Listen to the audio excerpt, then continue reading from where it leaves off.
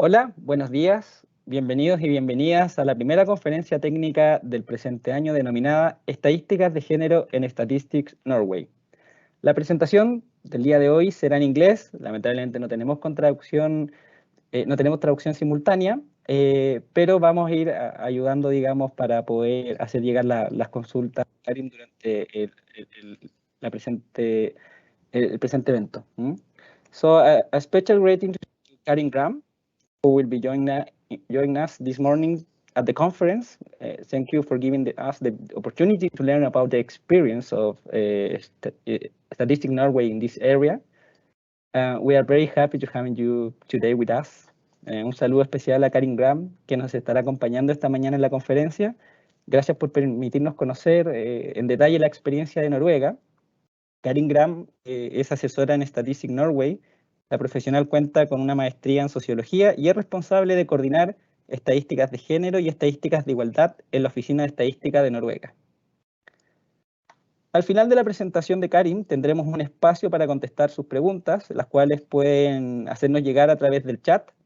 Las preguntas las pueden ingresar en español o en inglés y nosotros, si la introducen en español, la vamos a traducir para poder hacérselas llegar a Karin y poder abordarlas. Para dar inicio a la conferencia, dejo con ustedes a nuestra directora nacional, Sandra Quijada, quien nos dará unas palabras de inicio.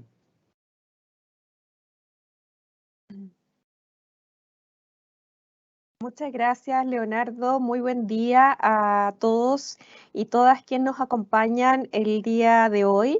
Tal como también lo mencionó Leonardo, les doy la bienvenida a esta primera conferencia del ciclo 2022 que organiza nuestra institución para difundir entre los distintos actores del Sistema Estadístico Nacional temáticas de suma relevancia asociadas a la producción estadística. I would like to thank our guest, Karin Graham, who will be giving the presentation today. Karin is responsible for coordinated gender equality statistics at Statistics Norway, and we are very pleased to learn about her experiences that Leonardo said recently. We feel certain that this opportunity will be of great value to our institutions and we move forward in this thematic.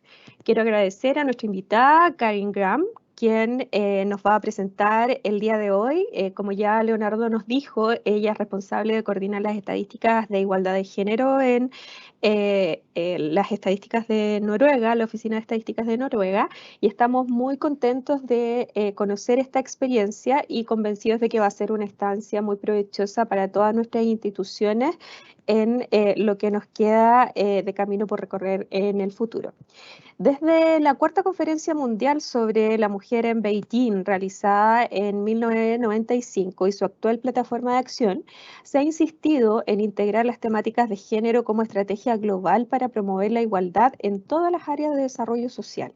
La principal estrategia que utilizamos las oficinas nacionales de estadística para aportar en este fin es la transversalización del enfoque de género en la producción estadística como aproximación mediante la cual las temáticas de género y los sesgos basados en el género se evalúan sistemáticamente en la producción de todas las estadísticas oficiales y en todas las etapas de su producción, con el objetivo de que los datos sean diseñados, recolectados, procesados, analizados y finalmente difundidos, tomando en consideración los múltiples factores de las relaciones de género que influyen de manera diferenciada en hombres, mujeres y personas no binarias. Para lograr lo anterior, es necesario la generación de alianzas, tanto internas a las instituciones como externas, con actores clave. En este sentido, en el proceso de transversalizar el enfoque de género en las estadísticas producidas por las instituciones del Estado de nuestro país, la Subcomisión de Estadísticas de Género, coordinada por nuestra institución y el Ministerio de la Mujer y Equidad de Género, a través de la página web estadísticasdegénero.cl ha impulsado la armonización y publicación centralizada de las estadísticas de género oficiales de nuestro país, al funcionar como un repositorio único de indicadores de género. Actualmente, la página de la Subcomisión de Estadística de Género presenta 56 indicadores de género, distribuidos en 9 dimensiones y está planificado que en el mediano plazo incorpore 34 indicadores más para alcanzar la cifra de 90 indicadores de género. Otra de nuestras responsabilidades y compromisos como institución es generar lineamientos técnicos y en virtud de ello estamos finalizando el desarrollo de una batería estandarizadas de preguntas sobre sexo, género y orientación sexual a ser implementada en encuestas dirigidas a hogares y censos de población. Y hemos dado inicio a la discusión interinstitucional pensando en las próximas encuestas de caracterización de la población que permitan entregar la visibilidad estadística a la diversidad de género y sexual. Este, sin duda, es uno de los primeros pasos para el reconocimiento efectivo de los derechos de las personas, siendo la estadística oficial una herramienta fundamental para abordar los desafíos de políticas públicas pertinentes a grupos de la población que experimentan situaciones de discriminación, violencia y desigualdad. La presentación de hoy abarca el trabajo desarrollado por las estadísticas de igualdad de género en Statistics Norway, centrándose en los indicadores nacionales de igualdad de género producidos anualmente. A su vez, esta institución busca asegurar la perspectiva de género en la producción de otras estadísticas donde sea relevante publicar el análisis con el uso de una amplia gama de fuentes, cooperando estrechamente con la Dirección Noruega de Asuntos de la Infancia, la Juventud y la Familia. Conocer la experiencia de Noruega enriquece tanto nuestro proceso de vinculación y aprendizaje de cara a la transversalización del enfoque de género en nuestras estadísticas. Por lo tanto, le damos la bienvenida a todos los presentes, a quienes se han estado incorporando en estos minutos, y voy a dejar con ustedes entonces a Karin. Karin, the floor is yours. Go ahead with your presentation, please. Thank you. Thank you so much. Just give me 1 minute to just share my presentation.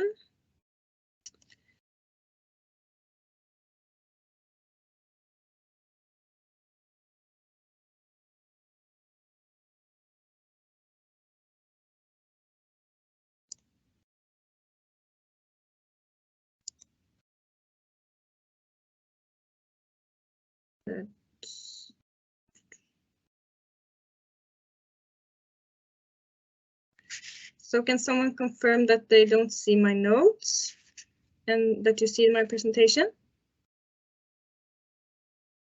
We see your note. It's not in presentation mode. Not in presentation mode.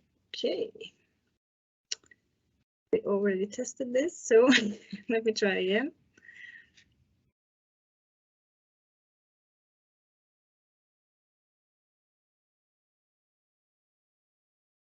It's typical when you test it and then it's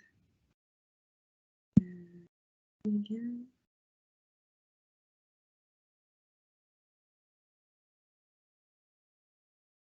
And what about now? Now we can see your presentation. Not the notes, just Yes. the presentation. The presentation properly. Okay, thank you. So first of all, I would want to thank you all that have joined for inviting me. Those who have invited me and those that are joining to hear me talk. It's a pleasure. My name is Karin Gram. I'm a sociologist and I work mainly on statistics regarding gender equality and equality at Statistics Norway. I also work on statistics regarding life quality and living conditions. Today I will present to you the gender statistics that we do in Statistics Norway and a little bit about the coordination function that I'm having in Statistics Norway. The agenda would be that I first talk to you a little bit about the cooperation between Statistics Norway and the Norwegian Directorate for Children, Youth and Family Affairs on gender-related statistics and the function of the coordinator and how we cooperate with this one. And I will also give you show you examples on how we work with gender equality statistics in our organization and how we publish our products. I guess all of you who have joined here today have interest in gender equality questions, and I'm sure you all know what gender equality is. But I would just like to show this one because this way of saying how gender equality is important, because I like it very much. So why do we need gender statistics, and what is it really other than statistics just divided by sex? Gender statistics is defined as statistics that reflect differences and inequalities in the situation of women and men in all areas of life. And this quote that you see here, "Engendering of statistics, a powerful tool for change," is a quote from the Swedish Statistical Agency to promote gender equality perspective in official statistics. And why I think it's so powerful, it's because it makes the invisible visible. Statistics divided by sex is very important to have a baseline, and it should be a natural and integrated part of all individual statistics, so that we have countless possibilities to make gender equality relevant statistics that is targeted to measure change in specific areas. But as a basis, we need to have as much as possible of the statistics that we produce divided by sex. Because even more important, I think, is to assemble and disseminate these statistics in a way that lifts gender equality and the challenges with this, and illustrate the systematic differences between women and men in a range of areas. And this is when it becomes gender equality statistics. By demonstrating inequality, gender statistics guide program and policy development, and we need knowledge on the current situation to be able to enforce effective policies. So how do we use, or what do we think when we use gender statistics to achieve gender equality? First of all, as I mentioned, gender statistics makes inequality visible. And secondly, by demonstrating inequality and gender statistics, it guides program and policy development, and we need knowledge on the current situation to be able to enforce effective policies. Gender statistics, they provide a baseline to be able to measure the effect of gender equality policies, and we need to know the status quo. It also allows us to compare regional differences and telling us which areas needs more attention and which area maybe needs less, and this is very different from different countries, or could be.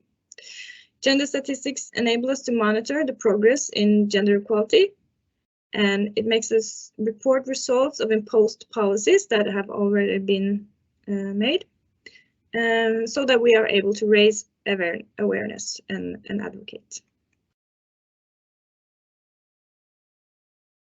Statistics Norway and the Norwegian Directorate for Children, Youth and Family Affairs have formalized our cooperations on gender statistics since 2004. Through this formalized cooperation, the Directorate, they finance part of a position for a coordinator on gender statistics in Statistics Norway. And in our experience with this sort of cooperation between the statistical office producing statistics and one of our most important users of statistics has proven to be very fruitful, both for us, but I also think on their behalf. First, having this coordinator for gender statistics, it contributes to make gender equality statistics easily accessible for the ministry, but also makes it accessible for other relevant public sector stakeholders, civil society, media, and the public.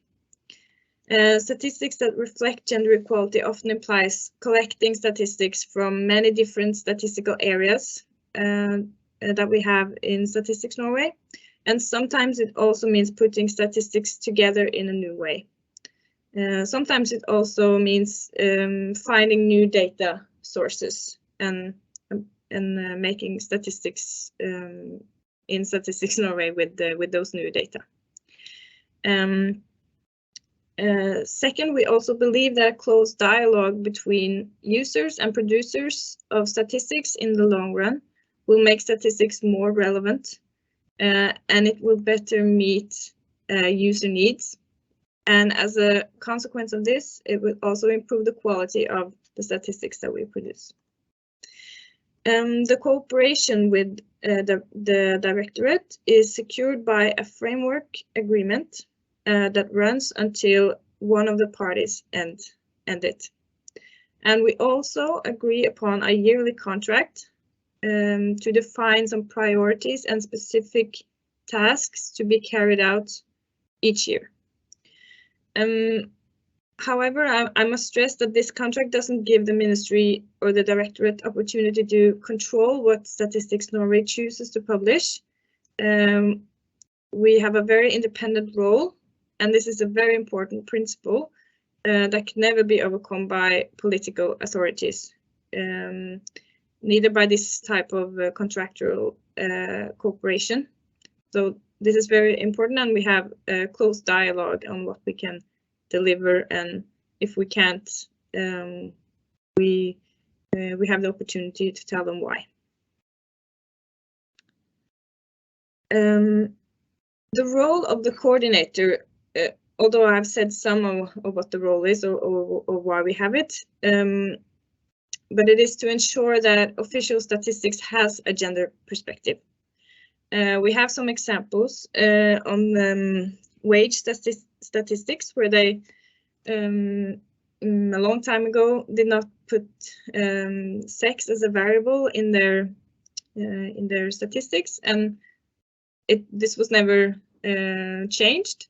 But then we had dialogue over several years, and they produced new annual tables where they have included sex, and this is has been we have a lot of users of this table today, so it was a happy story to say.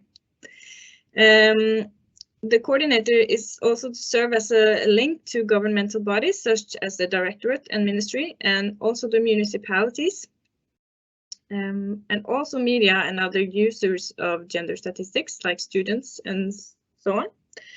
And as I said, it's a close collaboration. We meet at least monthly with the Directorate on Children, Youth and Family Affairs.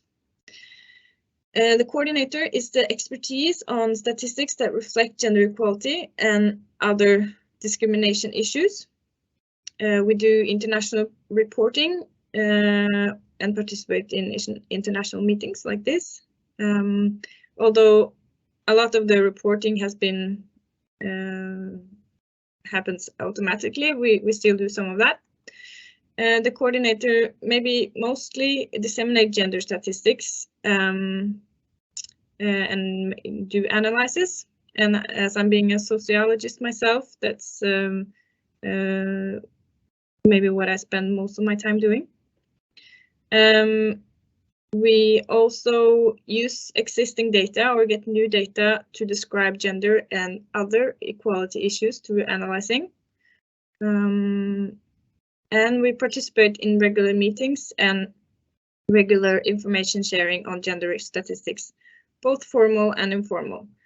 One of the ones that we attend to quite often is the network on equality data.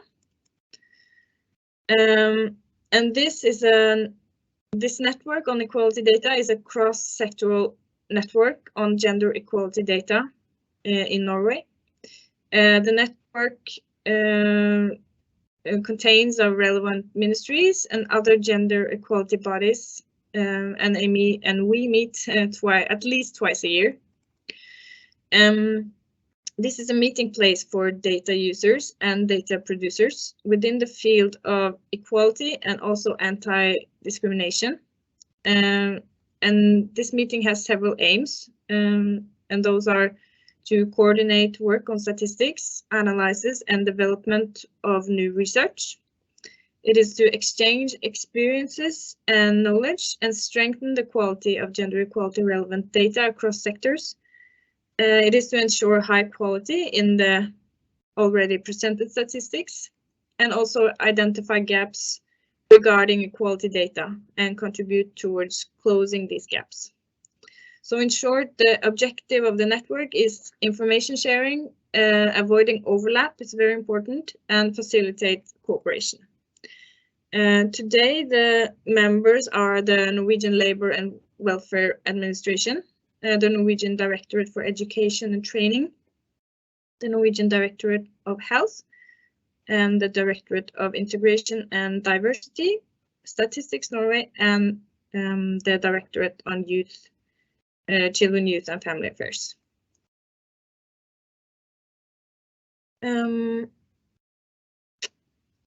As I have mentioned, it is important to have sex-disaggregated statistics. But one of the important principles, which is maybe just as relevant and important, is to have resources to compile and present these statistics in a way that highlights gender equality challenges and provides a picture of gender inequality in a variety of areas. It is not possible to measure gender equality directly. Carefully selected indicators provide a reflection of gender equality and provide information on the condition of a state or the change in a condition. Indicators, they enable us to translate data into policy relevant information, and that is to describe, show trends, and communicate the results of implemented policies. It is also important to provide the media and the public with information on gender equality and other equality issues on a regular basis. Statistics Norway spend a lot of resources reaching out to the public through analyzing articles. And every time we publish new regular statistics or annual or monthly, an article will always follow, which is mostly written by the person in charge of the publication. And we do this to explain the numbers, figures, and present the statistics. And also other professional articles are written on a number of different subjects. And this is published online on Statistics Norway's website. And sometimes these articles are financed by ministries and directorates. So in this photo, you can see some of the ways that we use our statistics to highlight gender equality in Norway. These are the products that we mainly use on gender equality. We are annually publishing indicators on gender equality in municipalities. We have publications such as Women and Men in Norway that sporadically come. We have done it maybe 5 times earlier, and the last one was in 2018. We do analyzing articles on accessible statistics on gender equality, but also immigrants, disabilities, and LGBT. We do more comprehensive analysis and reports towards policy making. We are visible in social media, and we have a website or a fact page that we call it on gender equality.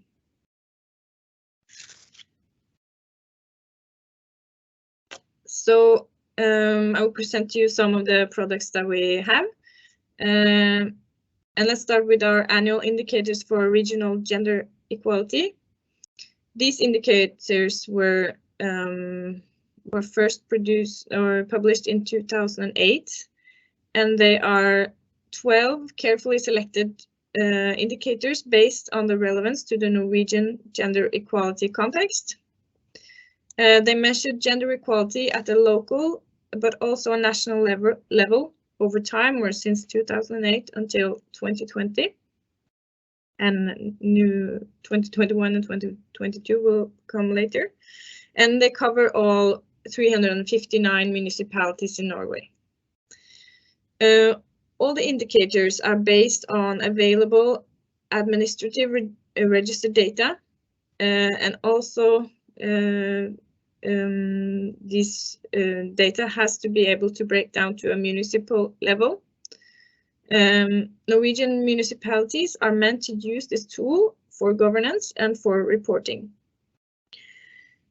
Some of the indicators are obtained from already published official statistics in Statistics Norway, such as average gross income for men and women, which is already published on tax statistics for personal taxpayers, where we extract these numbers and we include them in our statistics on gender equality. But most of them, most of the indicators are constructed based on available administrative registered data, where we put statistics together in a new way to be able to present the gender perspective. And the indicators that we have can be put into 5 themes. We have education, where we do an indicator on level of gender balance in upper secondary school, and we have gender gap in higher education. Then we have work life, gender gap in the workforce, gender gap in part-time work, gender distribution in public and private sector, gender distribution among leaders, and level of gender balanced business structure. On economy, we have average gross income. On power, we have gender distribution among leaders and gender distribution of official county members. And on the family theme, we have share of fathers taking full father's quota of the paternity leave, which paternity leave that we have in Norway is 15 weeks, and share of 1 to 5-year-olds in kindergarten.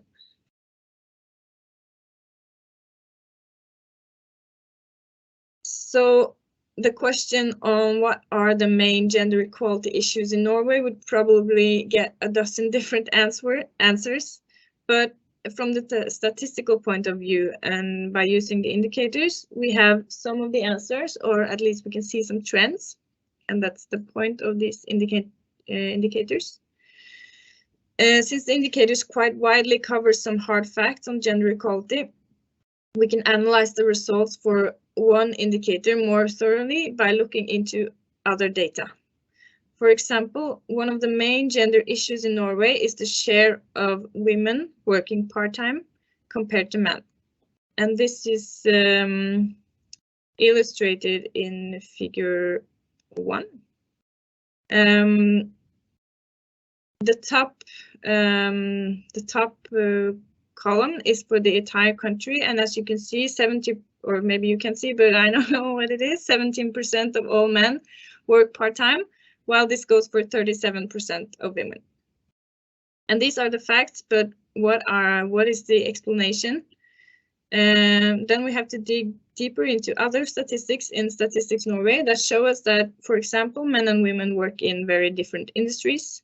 Men and women prioritize differently when having children, and men and women have different professions within the industry, and so on. And these things are some of the reasons for the result of the final indicator of share of employed that work part-time. The other figure shows another so-called issue with the Norwegian gender equality, which is the development of women and men having higher education. As you can see, the green line is men and the purple is women. As you can see, a greater share of women having high education compared to men. And this gap is, unlike all the other indicator gaps, increasing. And also women have higher education, which is sometimes people wonder about that. The explanation is that men and women choose differently, and this also has consequences for the labor market later, which we saw in figure 1. And both these figures are symptoms of the same thing, and that is in fact what we like to address as the gender segregated labor market, which many would say is one of the main gender equality issues in Norway.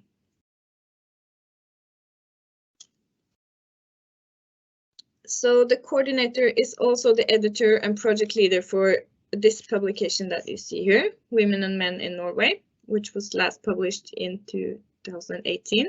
So I must start thinking about publishing a new one.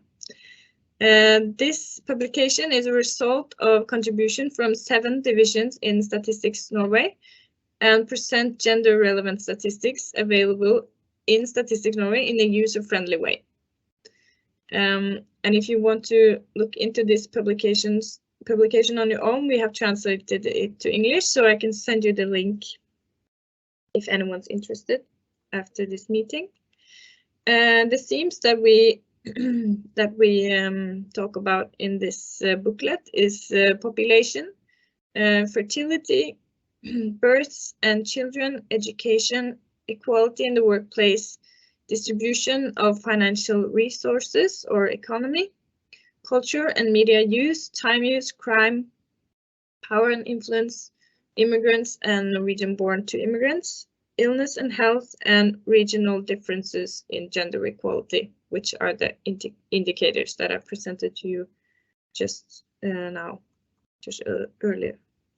The layout is not a typical Statistics Norway product. The Department of Communication was responsible for the design, the infographic, and the graphics. So this is just an illustration on, even though we also have pages with plain text and regular figures, but we also have these infographics which give a lot of information.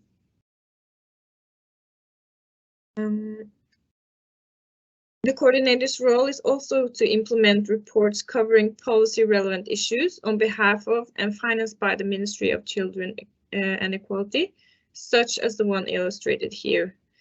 They are not usually translated into English, and this is why this one is put here, because this one was. And this report is the distribution of financial resources between women and men and gender differences in health, published last in 2017.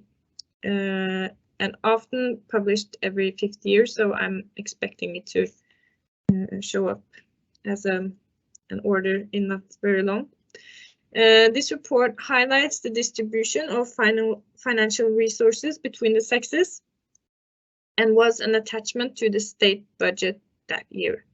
And this report included statistics and figures on employment, time use, wages and income, gender differences in economic resources among people with immigrant background, and gender differences in health and use of health services.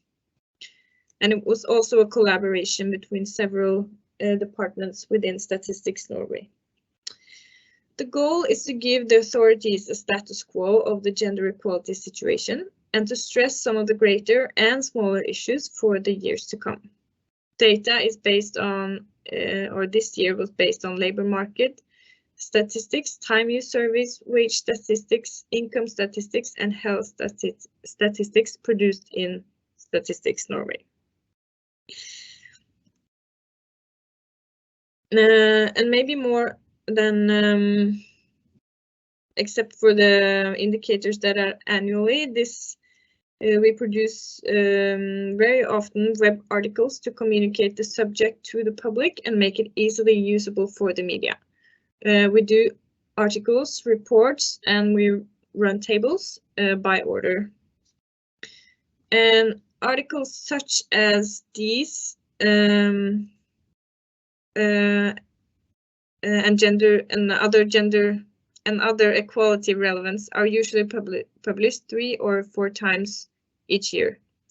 Many of these articles are agreed upon in the annual contract that we have with the directorate that I mentioned earlier on prioritized projects of the year.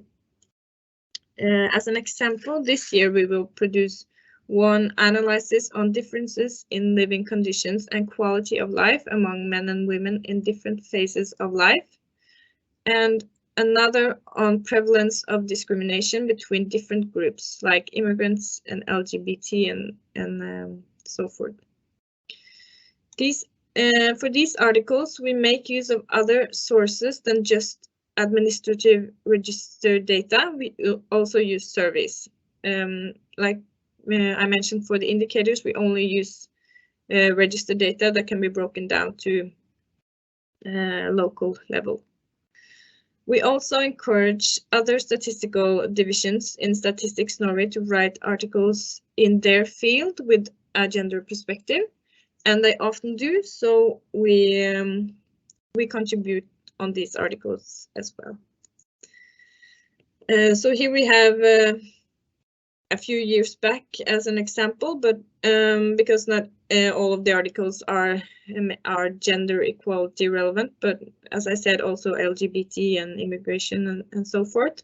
But here we have three examples on the themes that we write about. So we, for example, in 2021, the increase in female leadership, and also we have written several articles about the paternity leave, which is popular, but it's not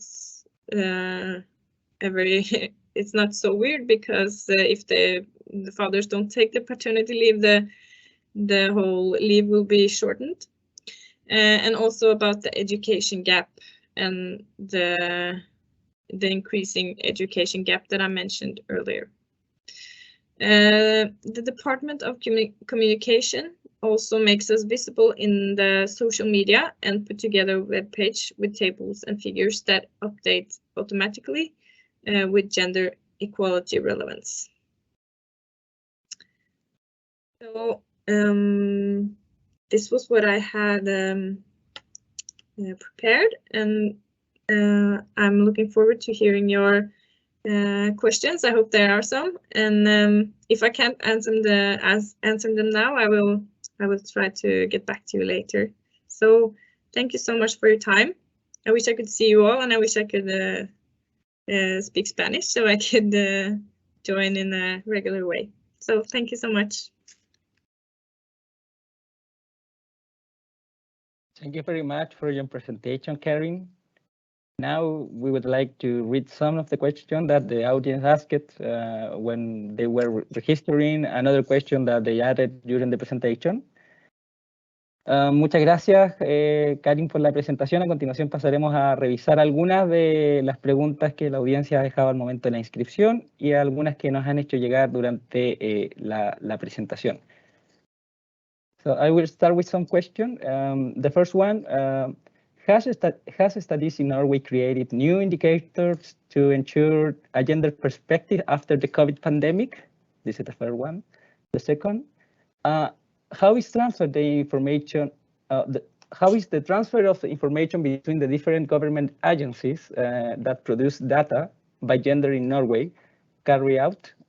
In Chile, data is transferred only through formal agreements between institutions, which make the analysis process slow and complex. So we can start with these two ones.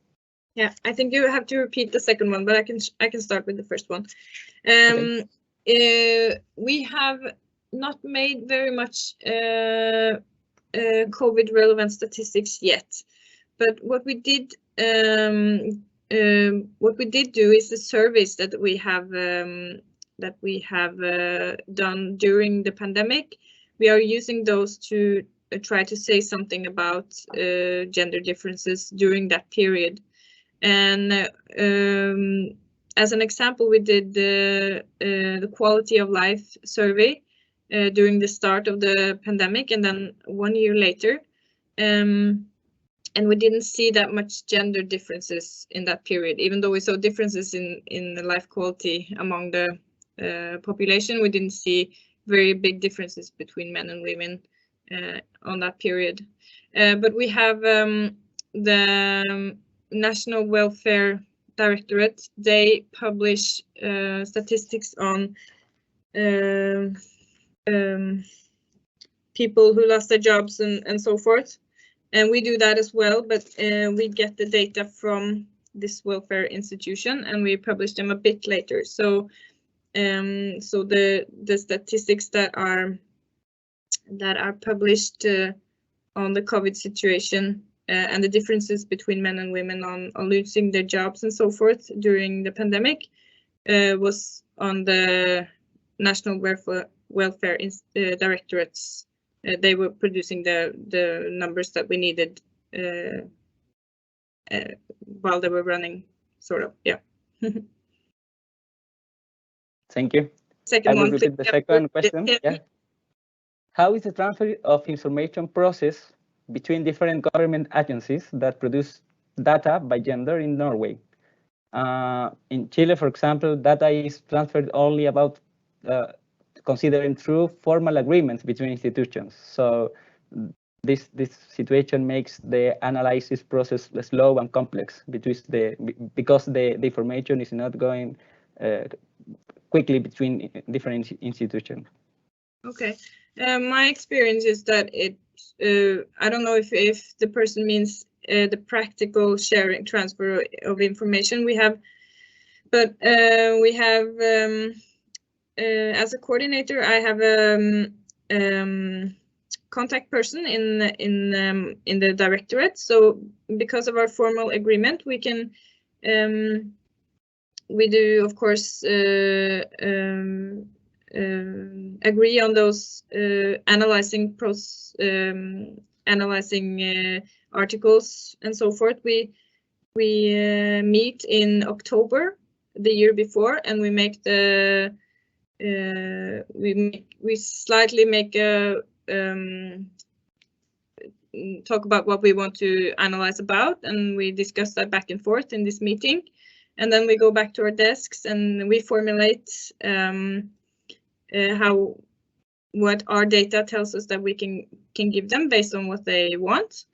And by December, but mostly a bit later, maybe January, the year that we are going to start doing those articles, we agree upon very short, not so detailed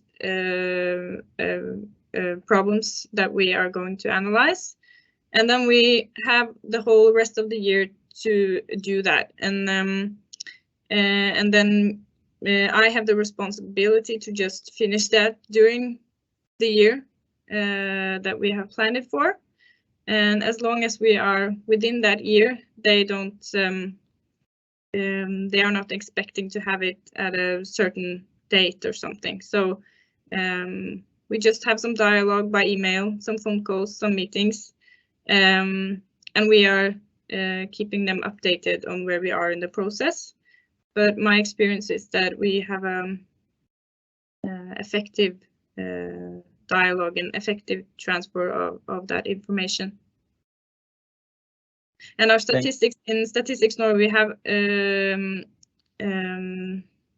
we have most of what we produce are possible to find online in our stat bank. So so it's really easy accessible for the directorate as well. If it's just something that they need really quick, they can find a lot of what they are looking for in our statistical bank. But the analysis, they have to kind of wait for us. Yeah. Thank you, Karin. I will read another question. Does Norway publish any data related to gender and trade? If so, what are some examples?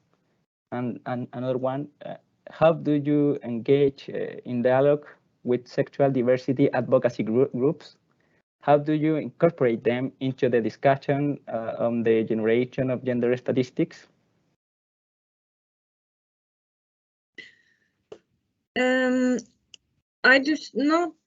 I'm not aware that we produce any statistics on gender and trade, and I'm not sure what that is actually, and what because we produce statistics on maybe men and women working within the trade sector, but not anything else that I know of. So maybe that person could elaborate. And the second one, I'm not sure what you meant. I will try to interpret the question. Thank you. How do you incorporate interest groups and civil society organization into the discussion of the the measure of the generation of gender statistics. I mean, sexual diversity advocacy groups, related with the defense of the right of the sexual diversity. So is it related to the indicators when we started to produce the indicators? Yes. Yes. Okay. Yeah. First of all, that was many years ago, but of course I've read some documents and I've seen that they had a lot of reference groups with the Ministry on gender equality at that time, and also different civil society organizations. I'm not sure what those civil society organizations are called in English. So, but they were heavily involved in choosing the indicators that we have ended up with. And as I said, we have those indicators those indicators that we have today. We have had since 2008, but we also had 5 indicators on gender equality before that, and that was from 2001. But they were reconsidered in 2007 and published with the timeline that we have today in 2008. Yes, they were civil society, and also the ministry and the directorate were heavily involved in that process. And then we had our Department of Statistical Methods making the indicators, so to say, so that was a big collaboration externally and also internally to make those. And we are also discussing to have a new reconsideration on our indicators to see if we have to make some changes now. And it's been 12 years. Or 14, sorry. Yeah, many years. Okay, thank you. We have time for some more questions. So what is the set of questions used in surveys to measure transgender population? Yeah, this is a quite new, I'm glad you asked, because this is quite a new thing here in Statistics Norway. We've had a lot of discussions over the years on what to do about this population to make it as right as possible. So we had 3 years ago, we were doing the live survey on life quality for the first time. And the Directorate on Children, Youth and Family Affairs, they paid for a bigger, or what is it called? More people to answer the questionnaire. And the reason for that was to get statistical significant numbers on LGBT. And so we did that. And in dialogue with the Directorate, we made the questions on sexual orientation and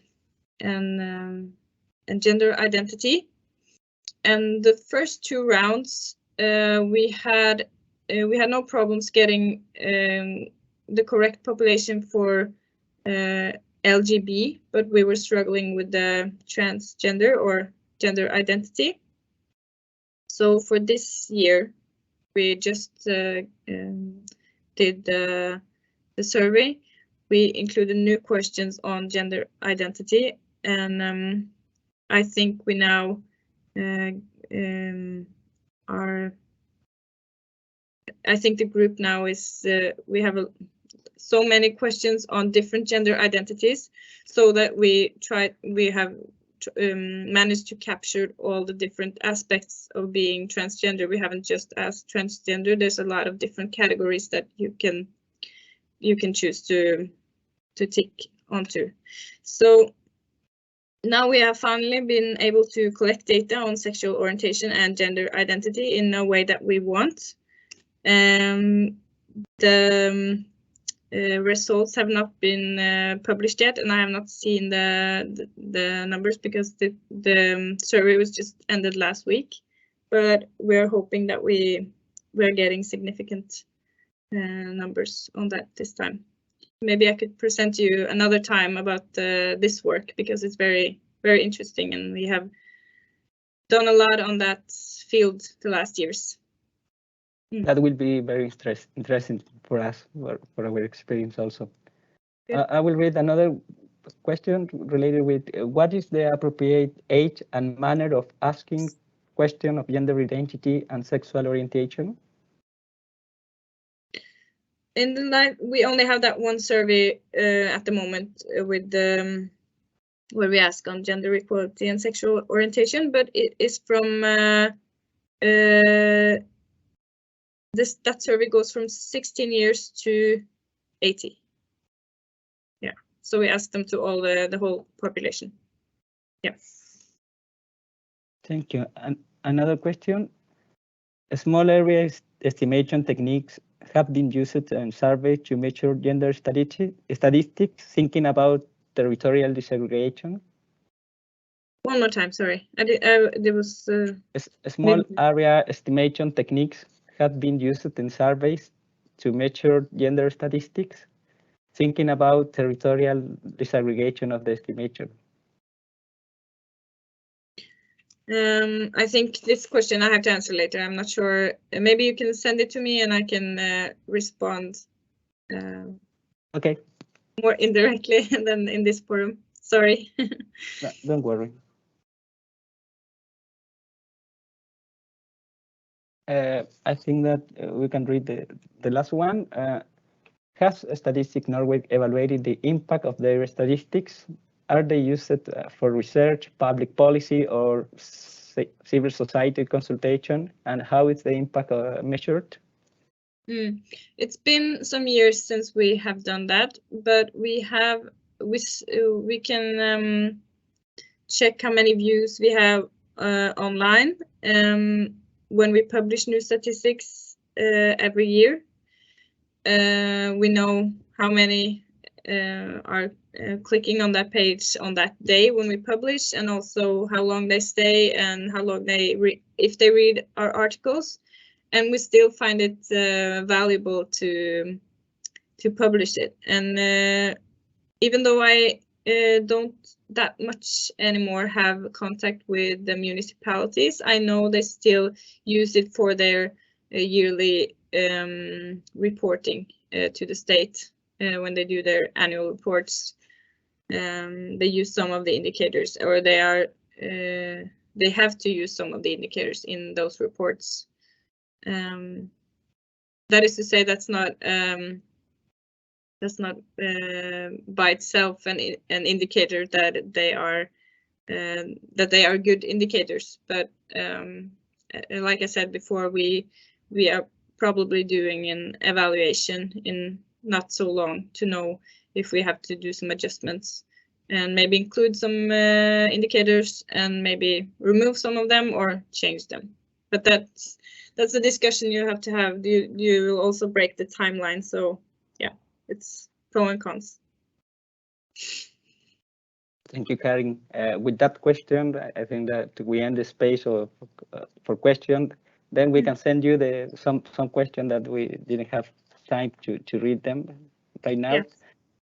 So, con esto damos finalizada la primera conferencia del año 2022 y los dejamos desde ya invitados a la segunda conferencia técnica que estaremos realizando el próximo 27 de mayo a las 10 de la mañana, en donde tendremos la oportunidad de conocer los lineamientos para el proceso estadístico, adaptación del modelo genérico del proceso estadístico GSBPM, los cuales serán presentados por Miguel Ángel Martínez y Sueli Lorenzo del INE de España.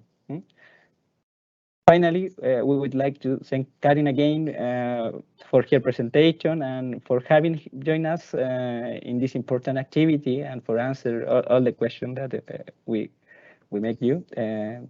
Agradecemos, ¿no es cierto?, nuevamente a Karin por su presentación y por habernos acompañado en esta importante actividad y haber respondido también nuestras consultas.